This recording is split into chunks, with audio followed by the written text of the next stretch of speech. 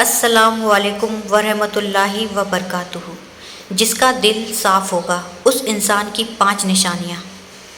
صاف دل انسان کی 5 نشانیاں کون کون سی ہیں اور ہمارے پیارے حضور نبی کریم نے اچھے انسان کی کون کون سی نشانیاں بیان فرمائی ہیں اور ساتھ ہی ساتھ برے انسان کی کون کون سی نشانیاں بیان فرمائی ہیں۔ سب سے پہلے بات کرتے ہیں کہ صاف دل انسان کی 5 نشانیاں کون کون سی ہیں۔ ماہر نفسیات کے مطابق صاف دل انسان میں یہ 5 نشانیاں پائی جاتی ہیں۔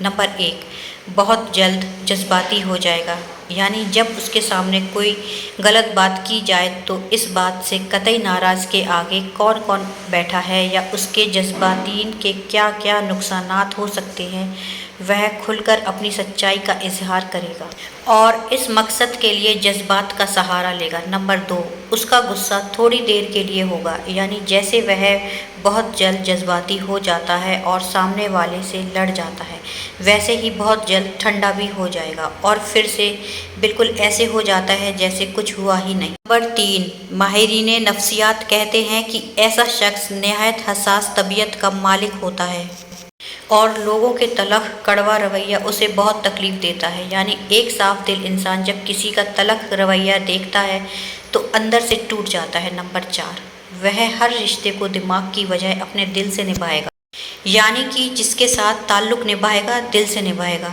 پورے کا پورا اسی کا ہو جائے گا اور ہر دم اس کی خیر اور بھلائی کے لیے بے قرار رہے گا۔ نمبر 5، ماہرین نفسیات کے مطابق ایک اچھے اور صاف دل کے انسان کی 5ویں نشانی یہ ہے کہ ایسا شخص کبھی کسی کے دل میں اپنے لیے وہ خلوص اور وہ محبت نہیں جگہ پائے گا جو وہ دوسروں کے لیے محسوس کرتا ہے، جبکہ اس کے برعکس الٹا چالاک، ہوشیار، مکار اور چاپلوس قسم کے لوگ سب کے پیارے ہوتے ہیں۔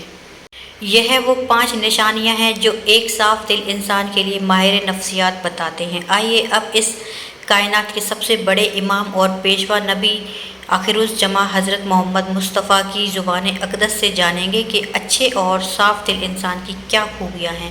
امام بخاری نے کتاب الادب المفرد میں لکھا ہے کہ حضرت اسماء فرماتی ہیں کہ ایک دن جناب رسول اللہ صلی اللہ علیہ وسلم نے فرمایا کہ کیا میں تمہیں تمہارے اچھے لوگوں کے بارے میں نہ بتاؤں؟ صحابہ کرام نے عرض کیا، یا رسول اللہ ضرور آگاہ فرمائیں۔ جناب نبی کریم نے فرمایا کہ وہ لوگ جنہیں اگر دیکھا جائے تو خدا یاد آ جائے، یعنی جن لوگوں کو دیکھ کر خدا یاد آ جائے وہ تم میں سے اچھے لوگ ہیں۔ اس کی 2 صورتیں بیان کی جاتی ہیں۔ پہلی صورت یہ ہے کہ وہ اللہ تعالیٰ کے نیک بندے جن کی عبادت، نیکی اور تقویٰ کی جھلک ان کے چہرے پر نور کی صورت میں دکھائی دیتی ہے اور انہیں دیکھ کر دل میں خیال آتا ہے کہ اس قدر با رونق اور پر نور چہرہ کسی اللہ والے کا ہی ہو سکتا ہے۔ عام طور پر انسان کے اندر کی کیفیت کا اس کے چہرے سے اندازہ ہو جاتا ہے اور چہرہ انسان کی باطنی اندرونی حالت کا اکثر سایہ ہوتا ہے۔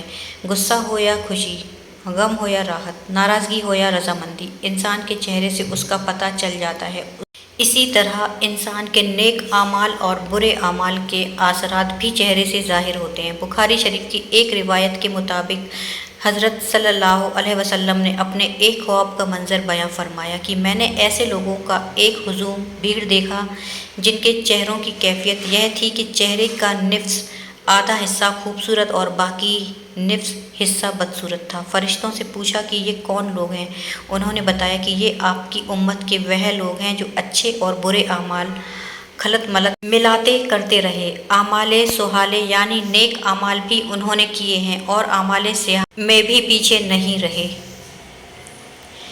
ان کے نیک اعمال ان کے چہروں پر حسن کی صورت میں نظر آ رہے ہیں اور برے اعمال چہروں پر بدصورتی کے طور پر نمایاں ہیں۔ اس لیے اللہ تبارک و تعالیٰ کے نیک اور مخلص بندوں کے چہرے پر ان کے خلوص اور نیک اعمال کا نور ہوتا ہے اور ان کے با رونق اور نورانی چہرے کو دیکھ کر خدا کی یاد تازہ ہو جاتی ہے۔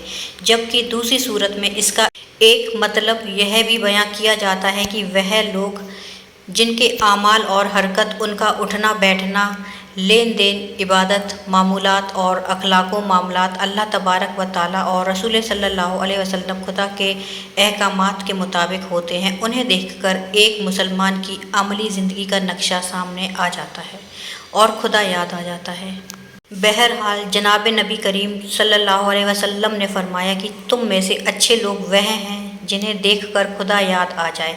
جہاں نبی کریم صلی اللہ علیہ وسلم نے اچھے لوگوں کی دو خصوصیت بیان فرمائی ہے، وہیں پر فرمایا کہ کیا میں تمہیں تمہارے برے لوگوں کے بارے میں نہ بتاؤں؟ صحابہ اکرام نے عرض کیا، یا رسول اللہ صلی اللہ علیہ وسلم ضرور بیان فرمائے۔ آپ صلی اللہ علیہ وسلم نے 3 باتوں کا ذکر فرمایا۔ نمبر 1 یہ کہ چگلیاں کھانے والے یعنی ایک دوسرے کی چگلی کرنے والے لوگ چگلی کہتے ہیں، ایک دوسرے کو خواہ مخواہ ان کی باتیں پہنچانے والے، ایک کی بات دوسرے کے آگے، دوسرے کی تیسرے کے آگے اور تیسرے کی بات چوتھے کے آگے۔ اس چیز کا ہمارے یہاں عام طور پر رواج پایا جاتا ہے اور ہم میں سے بہت سے لوگوں کی یہ عادت بن گئی ہے کہ بلا وجہ لوگوں کو یہ بتاتے رہتے ہیں کہ فلاں تمہارے بارے میں یہ کہہ رہا تھا اور فلاں جگہ تمہارے بارے میں یہ باتیں ہو رہی تھی۔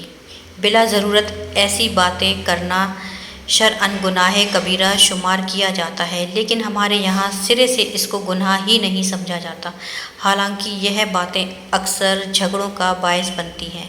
ہمارے معاشرے میں ہونے والی باہمی تنازعات اور جھگڑوں کی اگر وجہ تلاش کی جائے تو اکثر تنازعات کے پس منظر میں کوئی نہ کوئی چگلی کار فرما ہوتی ہے، چنانچہ یہ بہت برا اعمال ہے اور اسے جناب نبی کریم صلی اللہ علیہ وسلم نے برے لوگوں کی علامت قرار دیا ہے۔ نمبر 2 دوسری بات فرمائی کہ دوستوں کے درمیان فساد ڈالنے والے برے لوگوں میں شمار ہوتے ہیں۔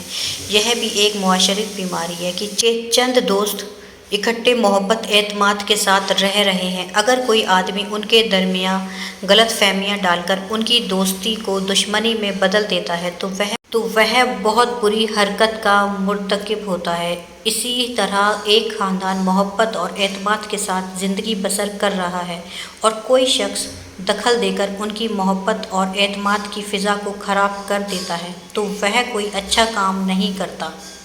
محبت اور اعتماد کی فضا خاندانوں میں، 2 دوستوں میں ہو، مشترکہ کام کرنے والوں میں ہو تو اس میں فساد ڈالنے والوں کو جناب رسول صلی اللہ علیہ وسلم نے برے لوگوں میں شمار کیا ہے۔ نمبر 3 تیسری بات حضور نے بیان فرمائی کہ شریف اور باعزت لوگوں میں عیب تلاش کر کے انہیں بدنام کرنے والے بھی برے لوگ ہوتے ہیں۔ عیب اور کمزوری سے کوئی شخص پاک نہیں ہے، لیکن اللہ تعالیٰ اپنے فضل و کرم سے اکثر لوگوں کا پردہ کرتا ہے۔ اب ایک شخص عزت کے ساتھ زندگی بسر کر رہا ہے، لوگ اس کا احترام کرتے ہیں اور اسے اچھی آدمی سمجھتے ہیں، لیکن کوئی شخص بلا وجہ اس کی ٹوہ میں لگا رہتا ہے کہ اس کی کوئی کمزوری ہاتھ لگے تو اسے بدنام کروں، اس کا کوئی عیب میرے علم میں آئے تو اس کا پروپیگنڈا کر کے اس کی عزت کو خراب کروں۔ لوگوں کے عیب تلاش کرنے کے لیے ٹوہ میں رہنا، خاص طور پر معزز اور شریف لوگوں کے حالات کا تجسس کر کے ان کے عیوب ڈھونڈنا اور پھر انہیں منتشر کر کے ان کو بدنامی اور بے عزتی کا باعث بنانا کوئی اچھی شفا خوبی نہیں ہے۔ آپ حضور صلی اللہ علیہ وسلم نے ایسا مزاج رکھنے والوں کو برے لوگ قرار دیا ہے۔ میں اپنے محترم ناظرین سے یہ عرض کرنا چاہتی ہوں کہ یہ تینوں خرابیاں آج ہمارے درمیان موجود ہیں اور چونکہ ہم ان کے عادی ہو چکے ہیں اس لیے ہمیں یہ محسوس نہیں ہوتی اور ہم بلا تکلف کے یہ حرکتیں کرتے چلے جاتے ہیں۔ ہمیں جناب نبی اکرم صلی اللہ علیہ وسلم کے اس ارشاد گرامی کا بار بار مطالعہ کرنا چاہیے کہ اس پر غور کرنا چاہیے اور پھر اپنے معمولات اور مزاج و عادات پر بھی نظر ڈال کر اپنی کمزوریوں کو محسوس کرتے ہوئے اصلاح کی کوشش کرنی چاہیے۔ اللہ تبارک و تعالیٰ سے دعا ہے کہ ہمیں ان بڑی بڑی معاشرتی برائیوں سے محفوظ فرمائے، آمین۔